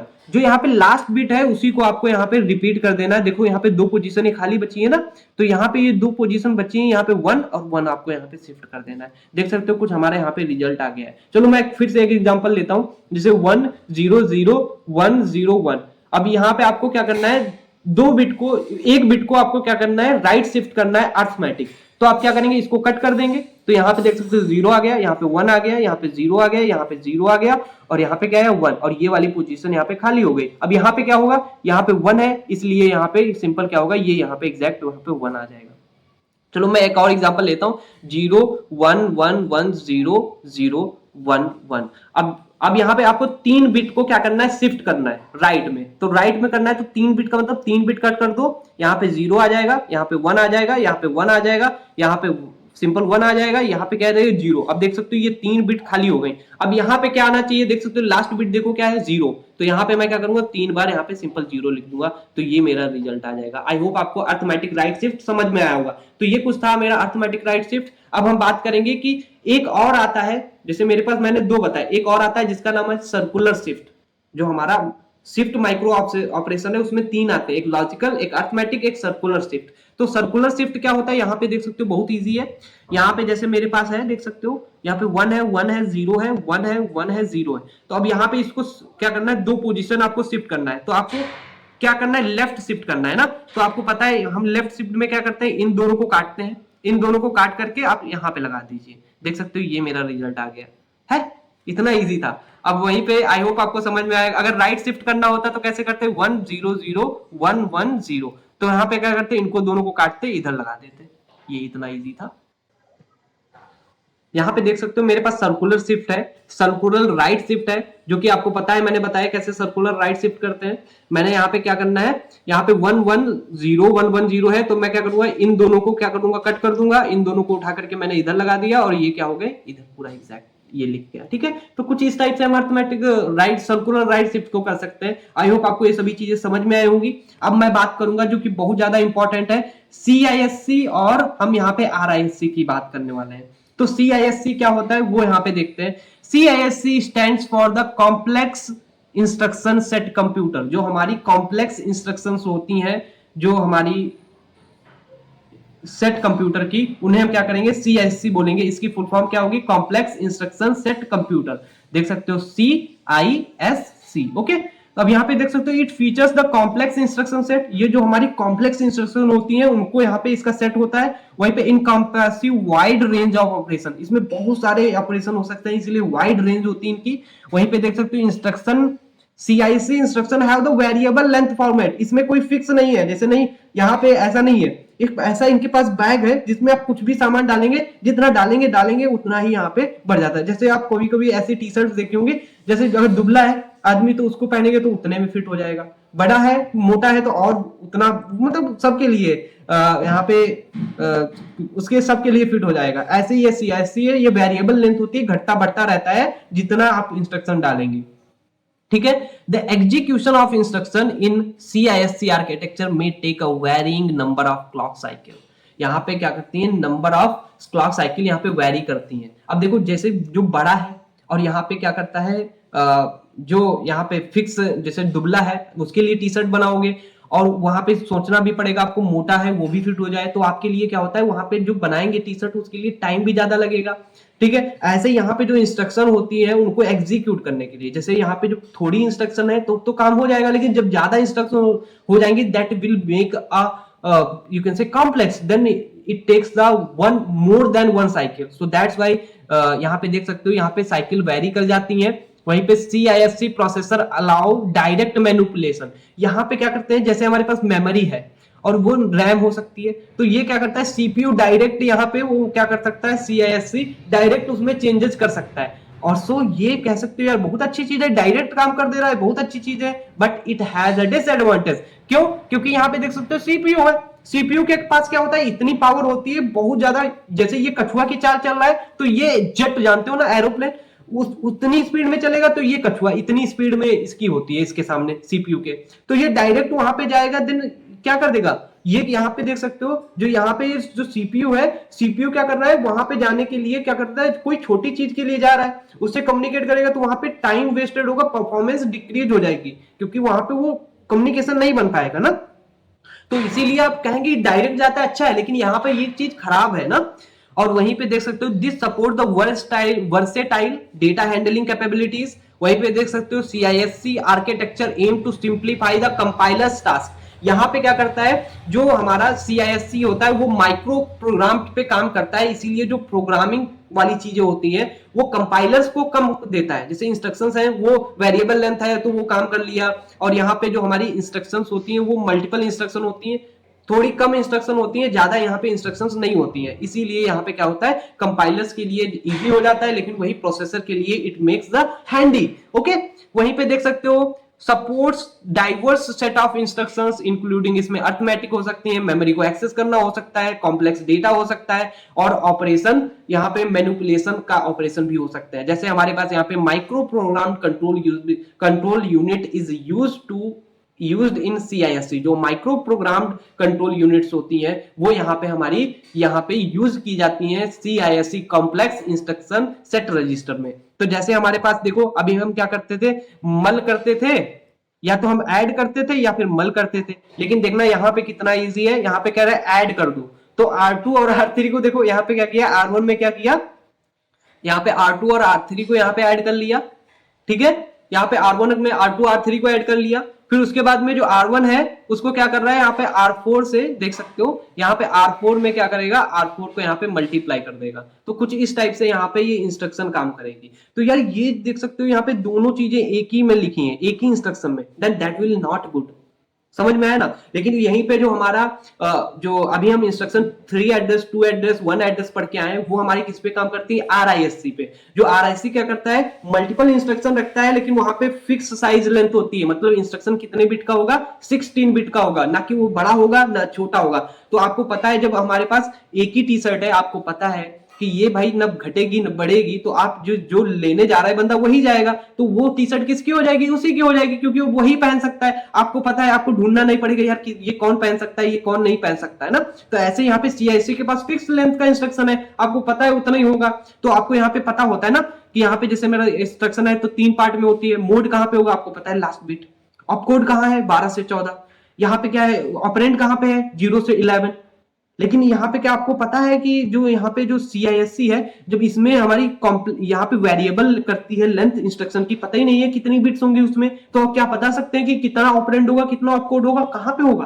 Then that will takes the much time to calculate all of those things. Okay, तो यहाँ पे देख सकते हो कि यहाँ पे इंस्ट्रक्शन ज्यादा एग्जीक्यूट करनी पड़ती है, किसमें, हमारी RISC में, लेकिन CISC में कम करनी पड़ती है। तो कंपाइलर के लिए तो इंस्ट्रक्शन ज्यादा एग्जीक्यूट करेगा तब दिक्कत होगी, लेकिन यहाँ पे जो हमारे CISC है वो कंपाइलर के लिए तो इजी है, लेकिन प्रोसेसर के लिए नहीं इजी है, क्योंकि वो कम काम करके इस कंपाइलर देता है, प्रोसेसर को ज्यादा काम करना पड़ रहा है। ओके, जो यहाँ पे ये मल्टीपल इंस्ट्रक्शन है उनको यहाँ पे हैंडल करने के लिए। यहाँ पे कैरेक्टरिस्टिक्स की बात करूं तो 100 और यहाँ पे देख सकते हो 100 to 250 instruction in a set, एक सेट में इतनी इंस्ट्रक्शन हो सकती हैं। वहीं पे including the infrequently used specified types, यहीं पे देख सकते हो 5 to 20 डाइवर्स एड्रेसिंग मोड्स होते हैं इसमें। यहाँ पे वेरिएबल लेंथ फॉर्मेट करती है, यहाँ emphasizing on manipulating operand in a memory, जो कि यहाँ पे सबसे बड़ा डिसएडवांटेज कह सकते हो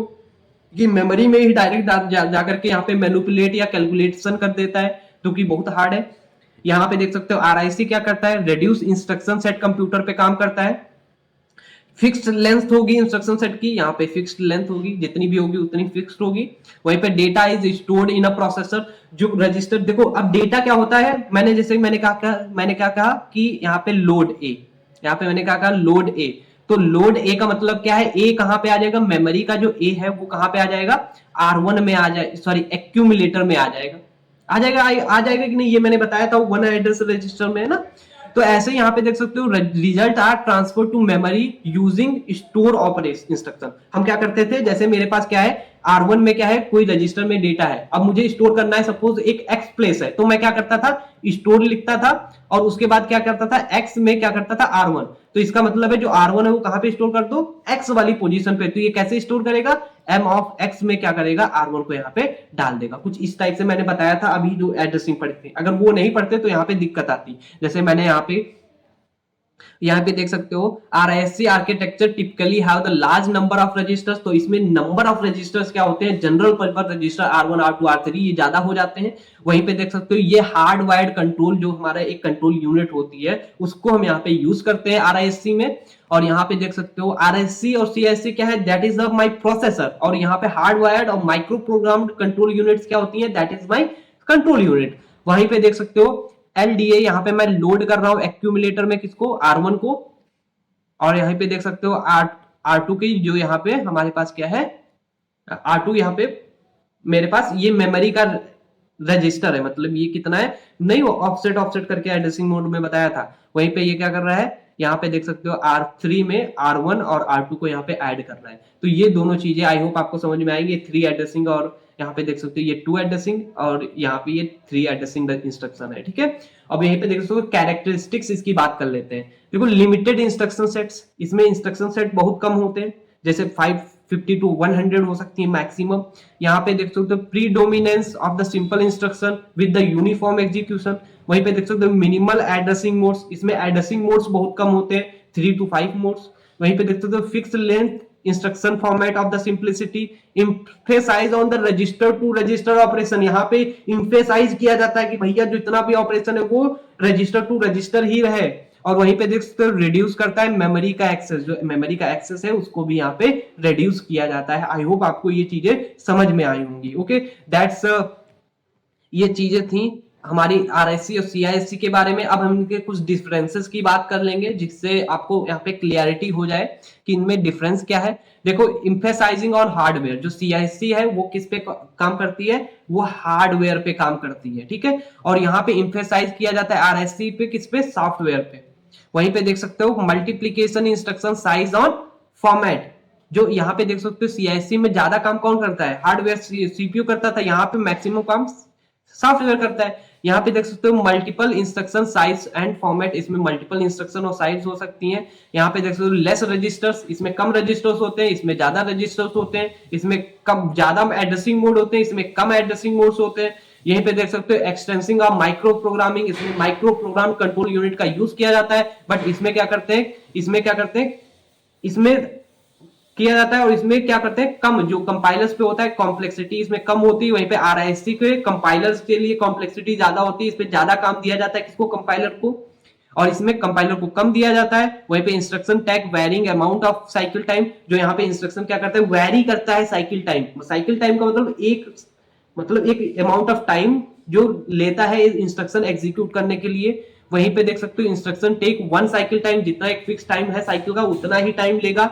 वहीं पे इसमें पाइप लाइनिंग को एग्जीक्यूट करना बहुत इजी हो जाता है, मैं आगे पढ़ने वाला हूँ पाइप लाइनिंग, यहाँ पे देख भी सकते हो, नेक्स्ट टॉपिक है, और जो कि बहुत ज्यादा इंटरेस्टिंग है। वहीं पे देख सकते हो यहाँ पे पाइप लाइनिंग को इंप्लीमेंट करना, that is very difficult. Okay, तो आई होप आपको ये सभी चीजें समझ में आई होंगी सीआईएससी प्रोसेसर और आरआईएससी प्रोसेसर के बारे में। अब हम मूव करेंगे और बात करेंगे पाइप लाइनिंग और माइक्रो प्रोग्राम्ड और हार्डवायर्ड के बारे में। ओके ना, अब हम यहाँ पे बात करने वाले हैं पाइप लाइनिंग की। जैसे आपको पता है कि पाइप लाइनिंग बहुत ज्यादा इंपॉर्टेंट रोल प्ले करती है, एग्जाम में आपको पूछा ही जाएगा, ये डेफिनेटली 100% आप मान के चलिए, ठीक है। तो वहीं पे हम देखते हैं कि पाइप लाइनिंग का यूज क्या होता है। जैसे मेरे पास क्या होती थी, एक इंस्ट्रक्शन होती थी, इंस्ट्रक्शन को एग्जीक्यूट करना ही क्या होता था, एक साइकिल होती थी, और उस साइकिल में कौन कौन सी चीजें होती थी आपको पता है, फेच होता था, डिकोड होता था और एग्जीक्यूट होता था। तो सपोज इसको क्या मिली, एक इसने क्या किया, प्रोग्राम काउंटर से इसने क्या किया, यहाँ पे देख सकते हो, वेट अ मिनट, यहाँ पे देख सकते हो इसने क्या किया, यहाँ पे प्रोग्राम काउंटर से, यहाँ पे इसने क्या किया, प्रोग्राम काउंटर से इंस्ट्रक्शन को उठाया और वो कहां पे गया, यहाँ पे फेच करने के लिए ये चला गया ए के पास। तो ये क्या करेगा, फेच करने में कुछ टाइम ले सकता है ना, तो वो यहाँ पे गया, तब तक यहाँ पे खड़ा है, तब तक ये दोनों देखो वेट कर रहे हैं, ठीक है। अब यहाँ पे गया, अब उसके बाद में यहाँ पे फेच हो गई, तब यहाँ से अब यहाँ पे जाएगा बी के पास। अब बी के पास क्या कर रहा है, देख सकते हो यहाँ पे डिकोड कर रहा है। तो जब तक ये डिकोड कराएगा तब तक फेच वाली खाली रहेगी, तब तक एग्जीक्यूट वाली साइकिल खाली बैठी रहेगी, ठीक है। अब यहाँ पे ये हो गया, अब उसके बाद में यहाँ पे क्या किया, एग्जीक्यूट कर रहा है, ये क्या कर रहा है, यहाँ पे एग्जीक्यूट पे आएगा। अब जब एग्जीक्यूट पे आएगा तो ये दोनों खाली हो जाएंगी तब तक के लिए, ठीक है। जब एग्जीक्यूट हो जाएगा तब फिर क्या करेगा, ये बंदा फिर से जाएगा, यहाँ पे जाएगा, ये जाएगा, तो यहाँ पे थोड़ा टाइम ज्यादा लग रहा है, तो इसको क्या हम रिड्यूस कर सकते हैं कोई ऐसी टेक्निक लगा करके।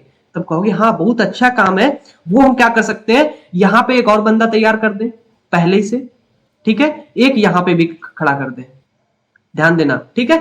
अब यहाँ पे मेरे पास क्या है, 3 लोग हैं, ये क्या करेगा, इंस्ट्रक्शन को फेच करेगा, मतलब एड्रेस लेगा, ये सिर्फ और सिर्फ फेच करेगा, ये क्या करेगा, सिर्फ और सिर्फ डिकोड करने के लिए रहेगा। और जैसे यहाँ पे मल्टीपल इंस्ट्रक्शन है, ये फेच कर करके यहाँ पे गट्ठर लगाता रहेगा, और ये क्या करेगा, थोड़ा लेट हो जाएगा तो यहाँ से डिकोड कर रहा था, और जैसे ही इसको लेट हो जाएगा तब तक ये करता रहेगा, जैसे ही ये यहाँ पे आएगा तो यहाँ पे पहले ही से उसके पास कुछ फेचिंग रहेंगी, इसको वेट नहीं करना पड़ेगा कि इसको रुकना पड़े कि यार इंस्ट्रक्शन फेच कर रहा है तब तक मैं रुक जाऊं।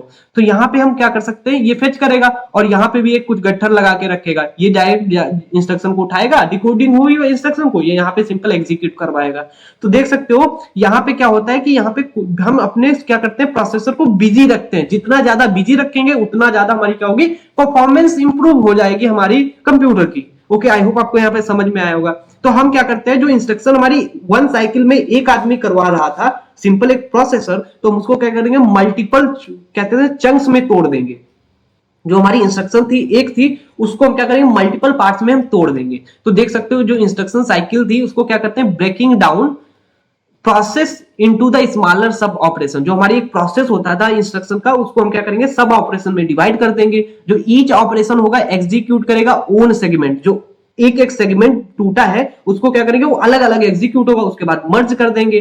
फिर क्या करते हैं, all segment run in a parallel. जो हमारे सेगमेंट्स होते हैं वो कैसे होते हैं, पैरेलली रन करेंगे, ना कि आपको सीक्वेंसली रन करना पड़ेगा। सीक्वेंसली का मतलब क्या होता है कि जैसे यहाँ पे ये बंदा है, एक ये बंदा, एक जब तक जैसे ये लाइन है, जब तक ये इसको क्रॉस नहीं करेगा तब तक ये इसको क्रॉस नहीं कर सकता है। हो सकता है यहाँ पे आकर ये रुक जाए तो ये आगे और पीछे वाला बंदा भी रुक जाएगा। और पैरेलली का मतलब क्या होता है, ये और ये साथ में चल रहे थे, इसको हो सकता है चोट लग गई तो यहीं पे रुक गया, लेकिन ये आगे क्रॉस कर जाएगा, तो ये होते हैं पैरेलली। जब एक साथ चले तो पैरेलली, जो आगे पीछे चले दैट सीक्वेंसली। आई होप आपको ये समझ में आया होगा, ठीक है, ये इजी था।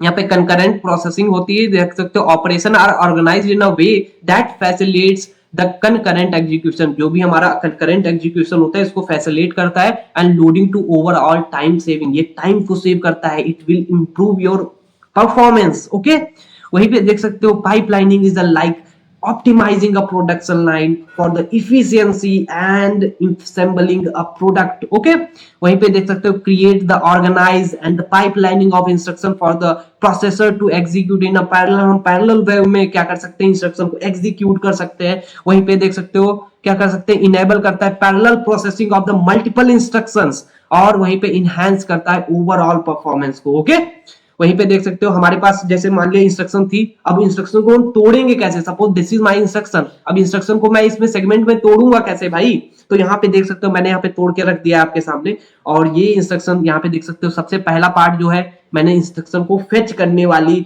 साइकिल बना ली या पार्ट बना लिया, सेगमेंट कह सकते हो, ठीक है। दूसरे में क्या है, इंस्ट्रक्शन डिकोड है। तीसरे में क्या है, ऑपरेशन ऑपरेंड फेच है।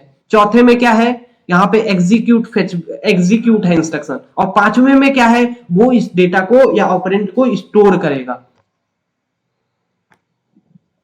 ओके, तो आई होप आपको ये सभी पांचों चीजें समझ में आए होंगे कि यार ये कैसे हम इंस्ट्रक्शन को, यहाँ पे देख सकते हो कि कैसे मैंने इसको ब्रेक किया है। कुछ लोग या कुछ बुक्स में क्या होते हैं, 4 में भी तोड़ते हैं, 5 में भी तोड़ते हैं, 6 में तोड़ सकते हैं, ठीक है। आप उसकी टेंशन नहीं, आपको तोड़ना आना चाहिए, आप जैसे मन होगा वैसे एग्जाम में आप लिख सकते हैं, ठीक है। तो देख सकते हो मेरे पास 5 चीजें हैं। तो यहाँ पे देख सकते हो T0 टाइम में ये इंस्ट्रक्शन को फेच किया, जैसे मेरे पास एक ये इंस्ट्रक्शन है, तो यहाँ पे ये देखो पहले में इंस्ट्रक्शन फेच हुई, तो एक टाइम पे एक ही चीज होगी, एक साइकिल में देख सकते हो एक ही चीज हो रही होगी। यहाँ पे देख सकते हो दो एक साथ में 2 इंस्ट्रक्शन फेच नहीं हो सकती ना, तो यहाँ पे इंस्ट्रक्शन फेच हो रही है। और यहाँ पे T1 टाइम में क्या होगा, इंस्ट्रक्शन देखो डिकोड हो रही है। किसकी इंस्ट्रक्शन डिकोड हो रही है, फर्स्ट की। तो हम क्या कर सकते हैं, देख सकते हो यहाँ पे खाली है, इंस्ट्रक्शन फेच नहीं हो रही ना यहाँ पे, तो हम क्या कर सकते हैं, यहाँ पे इंस्ट्रक्शन को फेच करवा सकते हैं साथ में। लेकिन पहले ऐसा नहीं हो पाता था, तो यहाँ पे देख सकते हो ये एडवांटेज है। वहीं पे देख सकते हो, यहाँ पे देख सकते हो कितना, यहाँ पे देख सकते हो क्या हो रहा है, यहाँ पे क्या हो रहा है, यहाँ पे देख सकते हो फिर यहाँ पे ऑपरेंड फेच हो रहा है। लेकिन यहाँ पे देख सकते हो क्या इंस्ट्रक्शन डिकोड हो रही है, नहीं। तो यहाँ पे इंस्ट्रक्शन मैं डिकोड करवा सकता हूँ सेकंड वाले की, और इंस्ट्रक्शन फेच करवा सकता हूँ थर्ड वाले का। तो देख सकते हो यहाँ पे ही मेरी थर्ड इंस्ट्रक्शन फेच हो चुकी है। यहीं पे देख सकते हो अब यहाँ पे इंस्ट्रक्शन एग्जीक्यूट हो रही है, तो मैं क्या कर सकता हूँ, यहाँ पे ऑपरेंड फेच कर सकता हूँ, यहाँ पे तीसरे वाले का डिकोड कर सकता हूँ, चौथे वाले का इंस्ट्रक्शन फेच कर सकता हूं। वहीं पे यहाँ पे स्टोर कर रहा है, तब मैं यहाँ पे एग्जीक्यूट करा सकता हूँ, इसको ऑपरेंड को फेच कर सकता हूँ, यहाँ पे डिकोड कर सकता हूँ, यहाँ पे इंस्ट्रक्शन को फेच कर सकता हूँ। यहीं पे देख सकते हो ऑपरेंड को यहाँ पे स्टोर कर सकता हूँ, यहाँ पे इंस्ट्रक्शन को एग्जीक्यूट कर सकता हूँ, यहाँ पे ऑपरेंड को फेच कर सकता हूँ। यहीं पे देख सकते हो यहाँ पे मैंने क्या किया, इंस्ट्रक्शन को डिकोड कर दिया। लेकिन अब देख सकते हो नीचे कोई था नहीं, तो मेरा यहाँ पे कुछ इतना ही काम होगा, और ये देख सकते हो लास्ट में यहाँ पे एंड हो जाएगा। देख सकते हो ये भी इंस्ट्रक्शन खत्म हो चुकी है, ये भी एग्जीक्यूट हो चुकी है, ये भी। तो ये कितना टाइम लिया वो देख सकते हैं, देख सकते हो जो यहां से लेकर के ये एक इंस्ट्रक्शन साइकिल हुई, ठीक है। अब यहां से देख सकते हो, यहां से यहां तक जैसे एक और होता तब ये टोटल कितना होता, यहाँ पे देख सकते हो कितना टाइम लगा। यहाँ पे मिनिमम 2 साइकिल में एक देखो ब्लॉक बच भी गया, और यहाँ पे टोटल कितने 2 ब्लॉक में मैंने यहाँ पे 2 साइकिल में मैंने यहाँ पे 5 इंस्ट्रक्शन को एग्जीक्यूट कर लिया। तो 5 इंस्ट्रक्शन को एग्जीक्यूट करने के लिए टोटल कितना टाइम लगता, टोटल टाइम लगता कितना, 5 साइकिल लगती। लेकिन यहाँ पे मैंने सिर्फ और सिर्फ मिनिमम 2 साइकिल के अंदर ही ये पूरी इंस्ट्रक्शन को एग्जीक्यूट कर लिया through the pipelining. I hope आपको ये पाइपलाइनिंग का कॉन्सेप्ट समझ में आया होगा।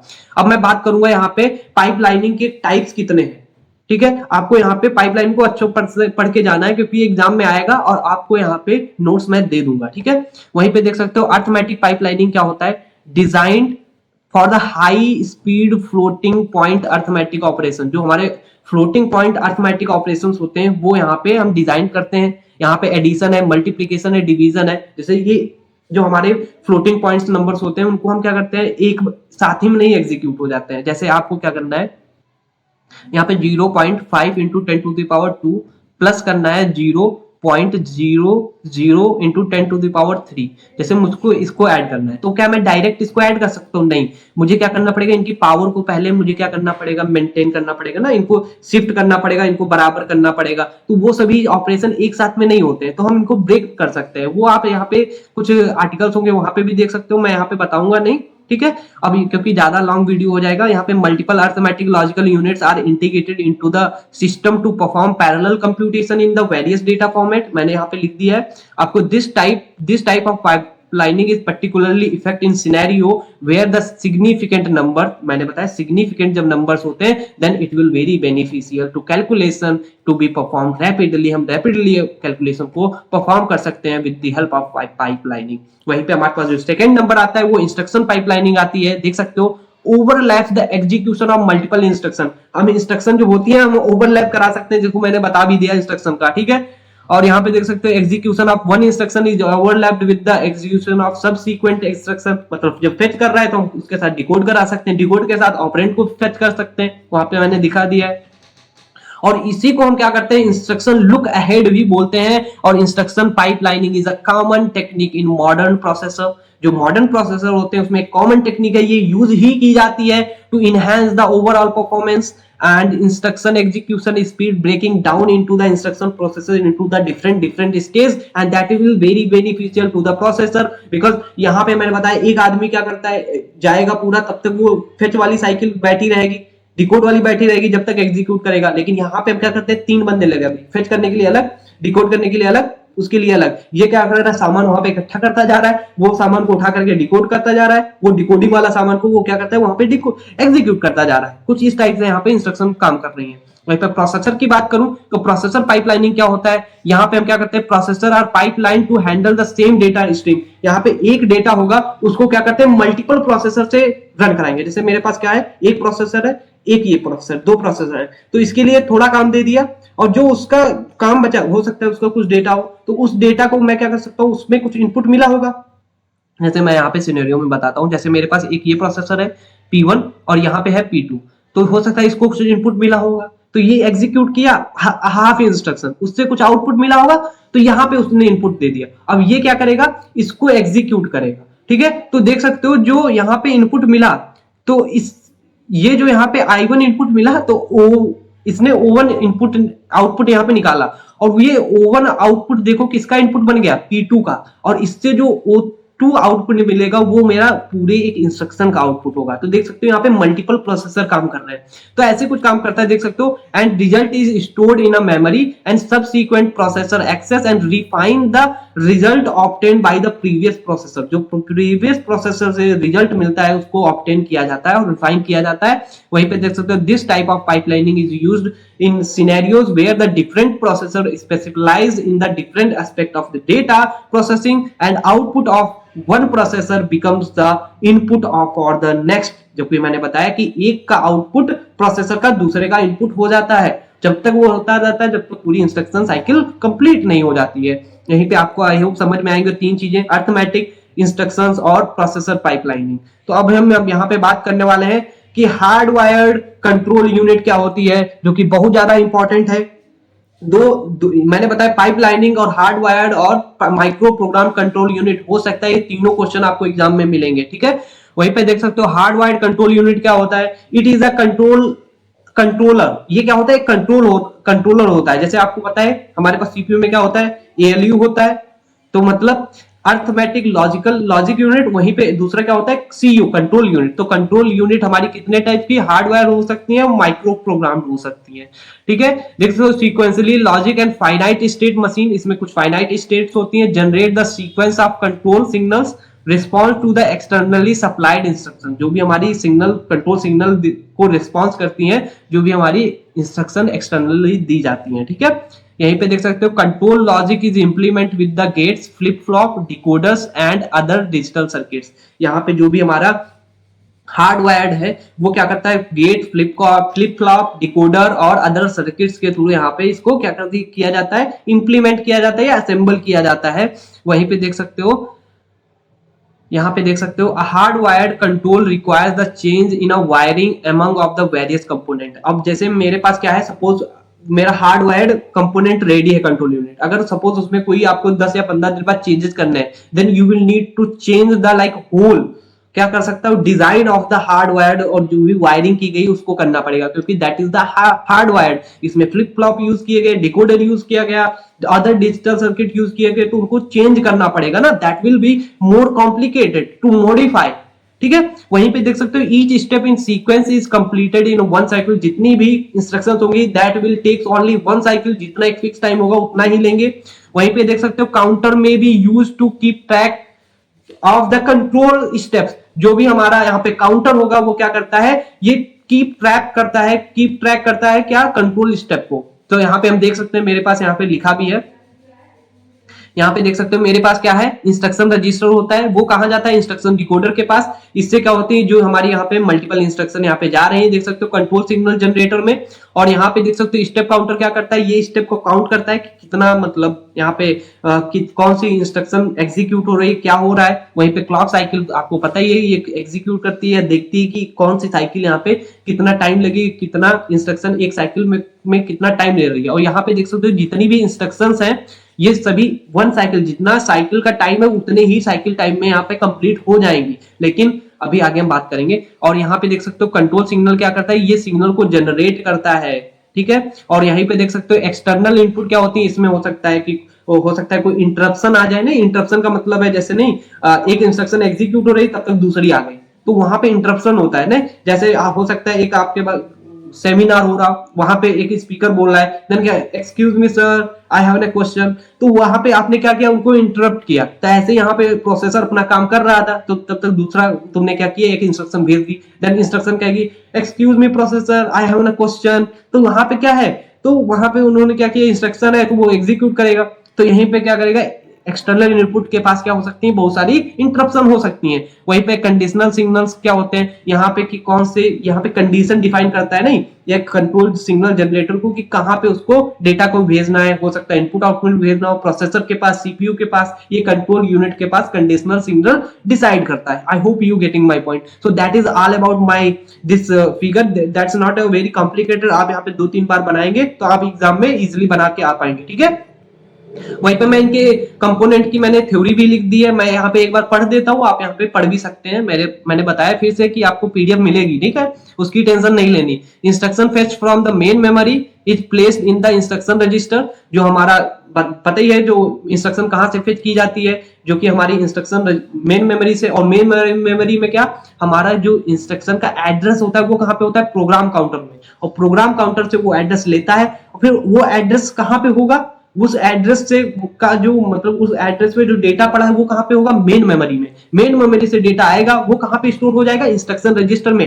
फर्स्ट यूनिट में मैंने बहुत अच्छे से बताया था, वहां पे जाकर के आप पढ़ सकते हैं। Instruction remains there still execution is complete, जब तक एग्जीक्यूशन कंप्लीट नहीं हो जाता है तब तक क्या करता है, यहाँ पे ये क्या करता है, तब तक इंस्ट्रक्शन रजिस्टर में हमारी इंस्ट्रक्शन रहेगी। और इंस्ट्रक्शन डिकोडर क्या करता है, इंस्ट्रक्शन को डिकोड करता है, उसमें ऑप कोड क्या है, एड्रेसिंग मोड क्या है, ये सभी चीजें पता लगाता है। आई यहाँ पे पढ़ लेंगे। स्टेप काउंटर क्या होता है, ट्रैक करता है प्रोग्रेस को इन द इंस्ट्रक्शन एग्जीक्यूशन, जितना हमारा एग्जीक्यूशन हो रहा है किसका, इंस्ट्रक्शन का, उसको ट्रैक करता है, नहीं प्रोग्रेस होता है। जैसे मैं क्या करता हूँ, मैं यहाँ पे क्या हूँ, एक कोच हूँ और मेरा एक स्टूडेंट है जिसको मैं क्या करता हूँ, स्पोर्ट्स के लिए रेडी कर रहा हूँ, तो मैं उसको क्या करता हूँ, ट्रैक करता हूँ कि उसकी प्रोग्रेस क्या हो रही है, वो कितना रीच कर गया। ऐसे यहाँ पे स्टेप काउंटर क्या है, यहाँ पे कह सकते हो एक कोच है, वो देखता है यार कि आपकी इंस्ट्रक्शन कितनी यहाँ पे हो चुकी है, कितनी नहीं हुई है। वहीं पे देख सकते हो ये क्या करता है, it specify the current step, वो कहाँ पे है, फेच हो रही है,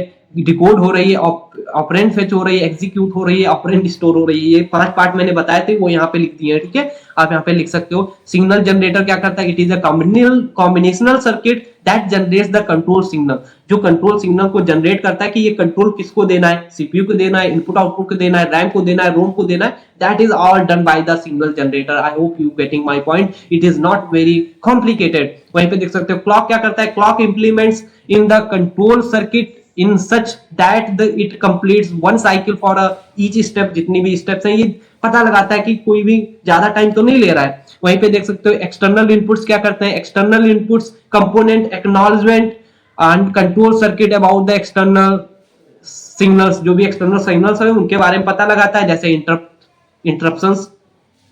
वहीं पे इंटरप्शन के बारे में हम 5th यूनिट में बहुत अच्छे से पढ़ने वाले हैं। ओके, कंडीशनल सिग्नल्स देख सकते हो। These components help to control unit in the generating the control signal for the branching instruction। जो भी branching instruction का मतलब है किसको कंट्रोल देना है, and that is all done by this conditional signal। okay, so हमारे पास देख सकते हो, अगर इसको मुझे डिजाइन करना है तो we have like 4 method to design और simplified and systematic method जो हमारे पास होते हैं। इनको मैं डिस्कस नहीं करूंगा ज्यादा, ये कैसे तो डीप में नहीं पूछा जाएगा आपको, मैंने यहाँ पे सिर्फ लिख दिया है, ठीक है।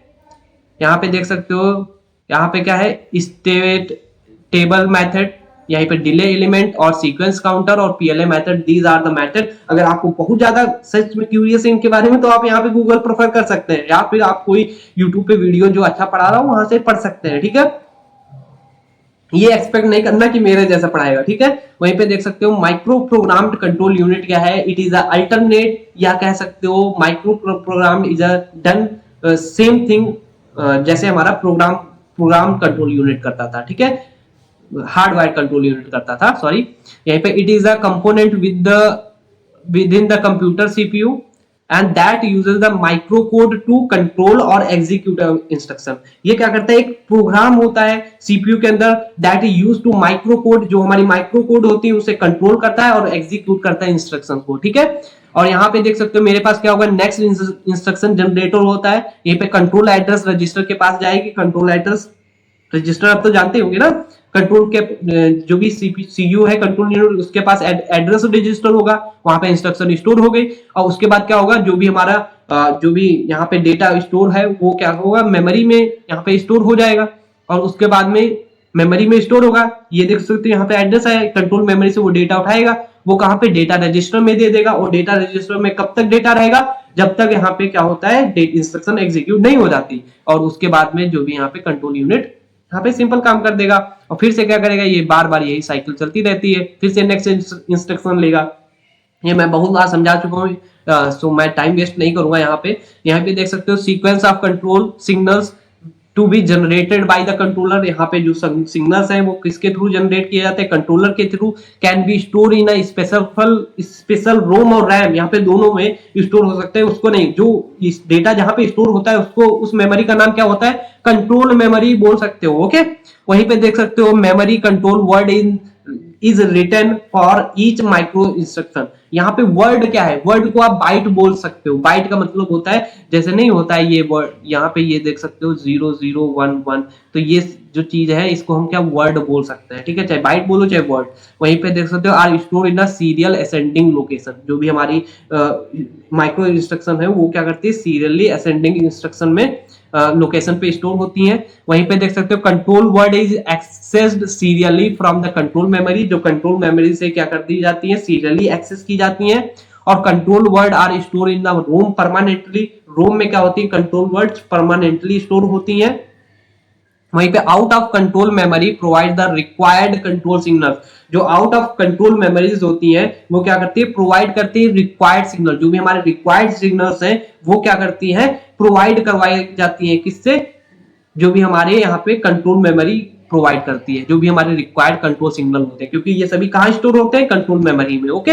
If the control memory is sequentially accessed by the incrementing the control memory location. जैसे मेरे पास क्या है? बहुत सारी हमारी यहाँ पे कंट्रोल्स जो है वो कहाँ पे डिसाइड हुए हैं, रखे हैं? वो हमारे कंट्रोल मेमोरी में, तो पहला यहाँ पे हो सकता है, यहाँ पे जब मैंने इसको एक्सेस कर लिया तो मेरा क्या होगा, ये पॉइंटर यहाँ पे पॉइंट करने लगेगा, जब यहाँ पे मैंने एक्सेस कर लिया तो ये पॉइंटर यहाँ पे पॉइंट करने लगेगा। तो यही बता रहा है कि हम इंक्रीमेंट कर देंगे कंट्रोल मेमोरी की लोकेशन को, then sequence of control signal store in a successive word of ROM can be generated. I hope आपको ये सभी चीजें समझ में आई होंगी। तो that's all about my hardwired and micro program. अब हम बात करेंगे, now we have the next thing is hardwired versus micro program. अब ये क्या है देखते हैं। It is implemented by the programming and it is a circuitry approach। यहाँ पे सर्किट की अप्रोच होती है हार्डवायर्ड में, और माइक्रो प्रोग्राम में क्या होता है, that is all about my programme. मेरे पास यहाँ पे कुछ इंस्ट्रक्शन रिटर्न की गई है प्रोग्राम में, and that is done by the CPU. Okay, वहीं पे CISC क्या होता है, स्टाइल, CISC स्टाइल इंस्ट्रक्शन होती है, यहाँ पे कॉम्प्लेक्स इंस्ट्रक्शन सेट का यूज किया जाता है। वहीं पे यहाँ पे रजिस्टर, यहाँ पे देख सकते हो रेड्यूस इंस्ट्रक्शन सेट का यूज किया जाता है। वहीं पे देख सकते हो मॉडिफिकेशन आर इजी, इसमें मॉडिफिकेशन इजी होता है क्योंकि प्रोग्राम लिखा गया है भाई, उसमें चेंज कर सकते हैं।